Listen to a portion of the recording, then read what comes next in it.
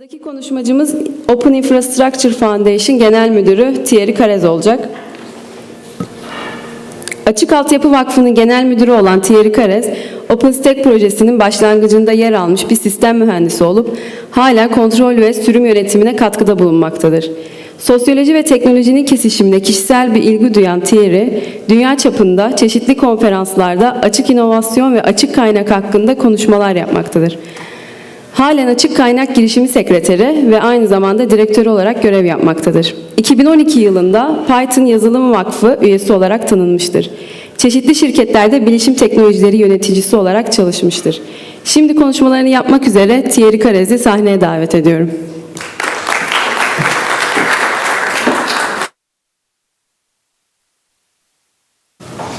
Hello, everyone.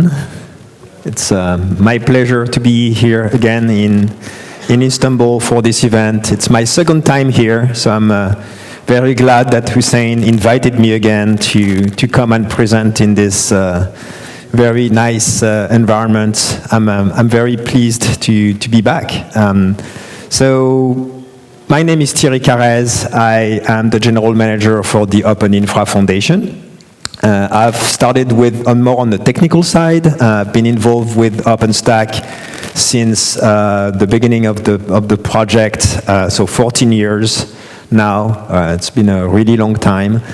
And I've been doing release management for OpenStack since the beginning, and I continue to do it today for the 29th release of OpenStack, like Hussein mentioned. So what do we do at the OpenInfra Foundation? We build open source software for infrastructure, what we call open infrastructure. And that's very important because you want, in these foundational pieces of the stack, you really want to have open source solutions that are accessible for everyone to use to do anything as open source software. So there is OpenStack, obviously, and it will be the major topic of the day, but we also have other projects like Airship or Kata containers. Kata containers is very interesting because it's a secure container runtime for adding security to your container workloads. Starling X, which is more tailored distribution of OpenStack for edge use cases and industrial use cases. And Zool, which is our project for continuous deployment and CI, the project that is actually used to develop OpenStack in the first place. So those are our 5 projects today, and our work is thanks to our members who are giving us money to be able to help with coordinating all of those projects. So we have our platinum members here, N Group, Ericsson, Huawei, Microsoft, Orchestro, which was just added last month. It's a service company in South Korea, and Wind River. We have also our gold members. We're Canonical. Where is Titus? Here.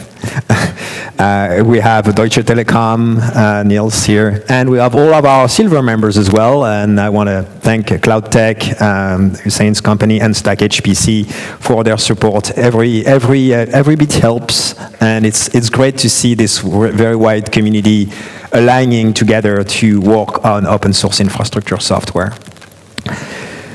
And together, all of those companies, we built OpenStack. And OpenStack has been running for 14 years now. It's more than 600,000 changes. It's been built, written by more than 10,000 contributors at this point, coming from hundreds of organizations. And it's one of the most active open source projects in the world, one of the biggest achievements of collective developers, on par with the Linux kernel or Kubernetes, or Chromium. Those are the only projects that have been built by such a wide group of people. And I'm very glad to have witnessed this journey with OpenStack. So today it's really easy to be a bit pessimistic about the state of the world. And in Europe we have upcoming regulation, which will make the software we use more secure, but will put a lot of constraints in the way we deliver software to our customers. There is also a lot of geopolitical uncertainty with the resurgence of wars or tensions in various areas of the world. So it's very easy to look at things in a very pessimistic and try to retract a bit and not be too optimistic about the future. But in this keynote, I want to give you an optimistic view of the future, because we're seeing a lot of opportunity right now. We're seeing a lot of interest in OpenStack, a lot of new interest in OpenStack. We're seeing three main drivers that drive a lot of interest and a resurgence in interest in OpenStack that we haven't seen for the past 6-7 years. We are seeing incoming inquiries from research organizations that are contacting us, asking us about how we solve this or that problem. And it's very interesting to see all people that were involved in the community in the early days coming back because they're feeling the excitement that is coming around OpenStack since the start of this year, in the last few months. So the first driver for this resurgence has been around for a few years already, and that's digital sovereignty. Clearly, with this geopolitical uncertainty, there is a lot less trust in foreign infrastructure that could be used against you or change hands by some political vote or some other risk. And so there is a lot of interest in building a regional or national infrastructure that you can rely on for your workloads, for your organizations, for your government. And in France, in Europe, in Southeast Asia, we're seeing a lot of interest for building local infrastructure, and Hussein talked about it in Turkey as well. It's a very important concern that you have to be able to rely on local resources if something happens. And so we're seeing a lot of interest for OpenStack in that respect, because people that adopt OpenStack don't have to start from scratch and re-implement the full cloud stack in software. You can just use OpenStack. It's proven, it's mature, and it's ready. So digital sovereignty is definitely a trend that we've seen for the last few years. But since the start of the year, with the new tensions in the Middle East, we've seen a lot of renewed interest in digital sovereignty. And upcoming elections in the US are also putting a lot of uncertainty in the future. So in Europe, there is a lot of interest in building new capabilities for that case. The second driver has been brought to us by Broadcom, because they changed the licensing terms when they acquired VMware, and that turned into a lot more cost for the VMware users. And so since the start of the year, VMware users everywhere are looking for other solutions to migrate their VMware workloads to, because the new costs of the licenses are just not sustainable. And so we're seeing a lot of interest in our members, are seeing it as well. 60% of OpenInfra members have already migrated a customer from a VMware-based product to an OpenStack system. And it's a huge opportunity for our ecosystem to step up, because OpenStack is not a one-to-one replacement for VMware. You have to provide a lot of service. You have to provide a lot of customized products in order to be able to serve that population, because they've been used to a very narrow view of infrastructure, but also a very high-level user experience.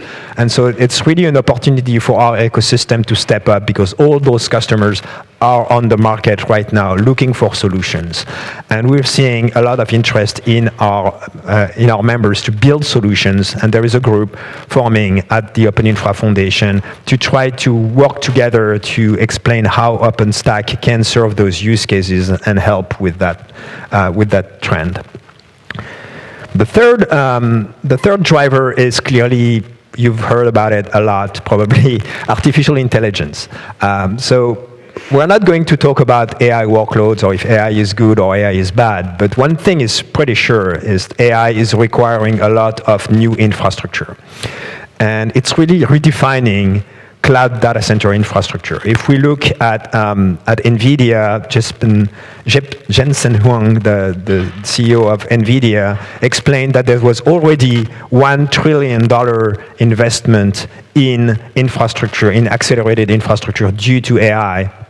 And he expects another $1 trillion in the coming years. And all of those data centers will use accelerated hardware, GPUs, and other type of accelerators. So it means it's a massive opportunity, because if we can capture only a small fraction of this $2 trillion new infrastructure, it's a major business opportunity for everyone. And that means we need to refresh some of the data centers that have been installed. We need to install them with capacity to do accelerated workloads as well.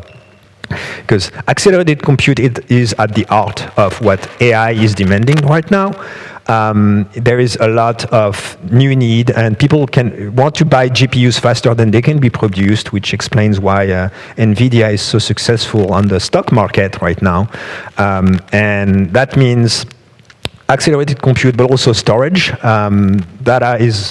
AI is all about data to use for training. That creates a lot of new constraint for storage. It is estimated by 2025 that we'll have to store 180 zettabytes, which is so big that you can't even really fit it in your head, unless you're a scientist like Stig. But so that means a lot of new hardware for storage as well. And if we look at what those demands require, obviously it's a lot of new hardware that's put on the market that needs to be accessed. But the reality is this new hardware is going to also need software to be to drive it, so that applications can be built on top of it. And this is what the layer at which we're organizing. We want to have open source software to drive all that new hardware, so that everyone can build their own accelerated compute and storage infrastructure to serve those AI workloads in the future. And open source for infrastructure, like I said, is what we do at the OpenInfra Foundation. So seizing this $1 trillion opportunity is something that we do at the OpenInfra Foundation. It's something that we did before. If we look back in time, in 2014, the previous $1 trillion opportunity for infrastructure was 5G deployments with network function virtualization. So going from old telco boxes that were built by a few manufacturers all around the world, and replace them by standard computers running virtualized functions in a traditional data center.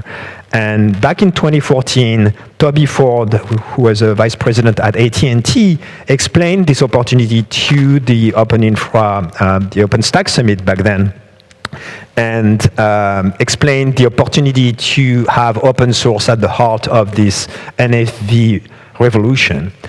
And fast forward, what did we do back then? We made sure that all the organizations that were interested in collaborating would get together to discuss how to do it.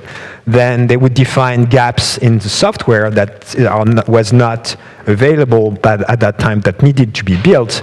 And we help with coordinating the upstream work to make sure that that software would result in releases that would be used and marketed to the wider world.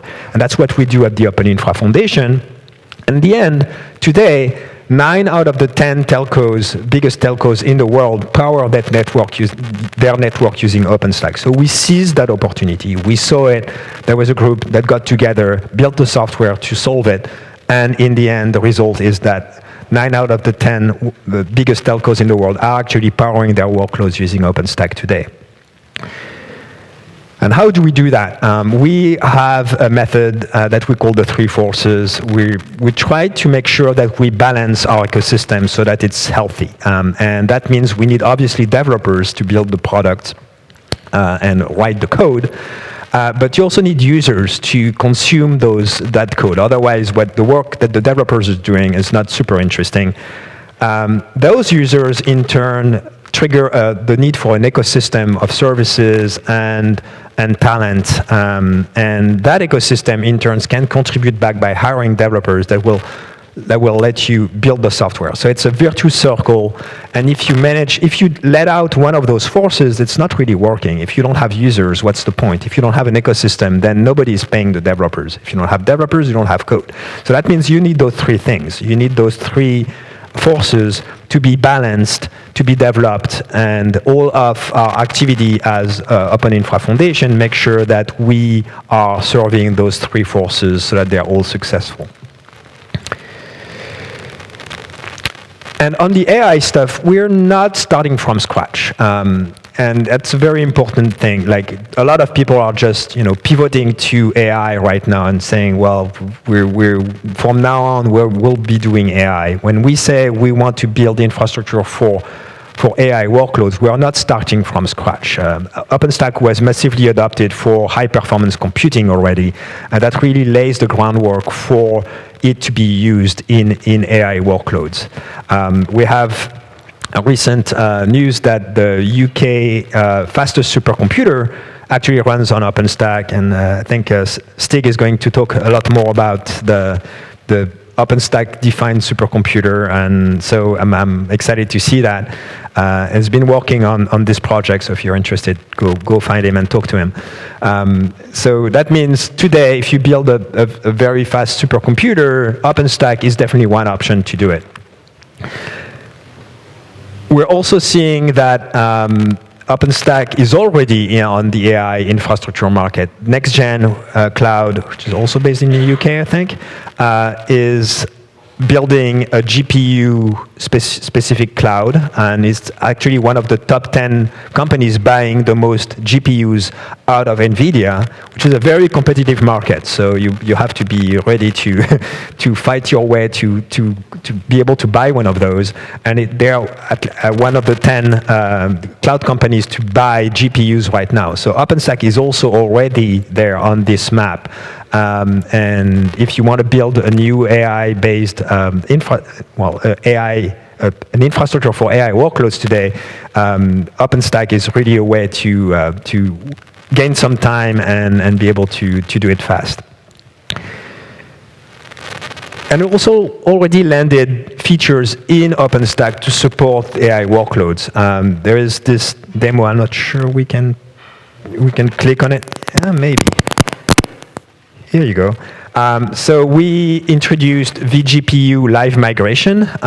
So basically, if you have a workload that runs on a GPU, you can live migrate that workload to another host. So if you look at this demo, it shows that there is a transition, there is a pause in the workload where the numbers stop running, and after the migration is successful, the workload continues to work. So it shows that you can migrate workloads that are based on AI, that are using GPUs, from one machine to another machine, which was previously not possible in OpenStack, and that was added in OpenStack Caracal. So we're already, the community is already working on that. We're not starting from scratch. We're ready to serve that use case as well.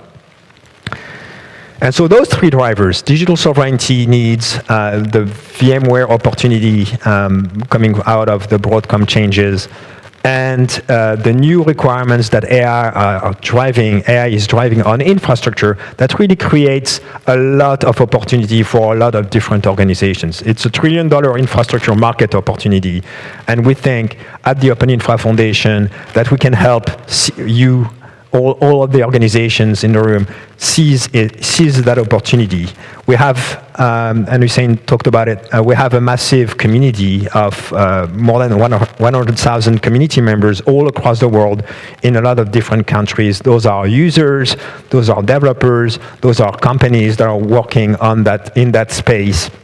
And so rather than looking in a very pessimistic way about the future, we can look at it as also a big opportunity right now. You should all join us. We're a friendly group. So join OpenInfra Turkey, join the OpenInfra Foundation, and I hope to see you there to seize that $1 trillion market opportunity. Oh, and there is OpenInfra Europe as well. Oh yeah, I wanted to mention that. Since we're on the European side of the Bosphorus right now, you can all join OpenInfra Europe, our regional hub, to discuss. The idea is to discuss issues at the regional level and make sure that when there is new legislation affecting this region, or when there is like some concern that is only affecting this region, we can discuss it between the members of the region. So if you want to join OpenInfra Europe, please do. And I think that's it. Thank you all.